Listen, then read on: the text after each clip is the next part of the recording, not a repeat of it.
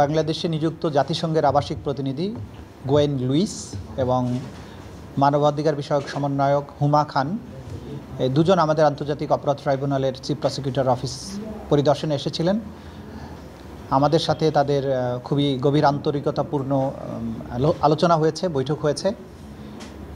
এই আলোচনার সময় ওনারা জানতে চেয়েছেন যে আন্তর্জাতিক অপরাধ ট্রাইব্যুনালের যে বিচার প্রক্রিয়া, তদন্ত প্রক্রিয়া কেমন আগাচ্ছে, কি পর্যায়ে আছে, কোনো সমস্যা আমাদের আছে কি না, তাদের পক্ষ থেকে কোনো সাহায্য সহযোগিতা কোঅপারেশন দরকার আছে কি না, এইসব বিষয়গুলো জানতে চেয়েছেন। এবং এই বিচার প্রক্রিয়া স্বচ্ছ নিরপেক্ষ করার ব্যাপারে আমরা কী ধরনের স্টেপস নিচ্ছি, কী কাজ করছি, সেই ব্যাপারে কোনো অ্যাসিস্ট্যান্সের দরকার আছে কিনা, এইসব বিষয় নিয়ে খোলামেলা তারা আলোচনা করেছেন।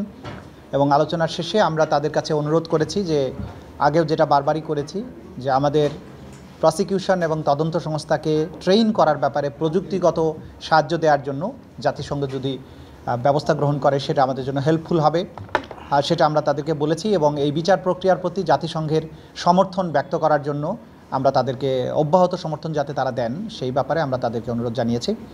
তো ওনারা আমাদের অনুরোধে সাড়া দিয়েছেন। তারা ইতিমধ্যে, আপনারা জানেন যে এর আগে একটা ট্রেনিং সেশন আমাদের হয়েছে আমাদের প্রসিকিউটর এবং তদন্ত সংস্থার সমন্বয়ে।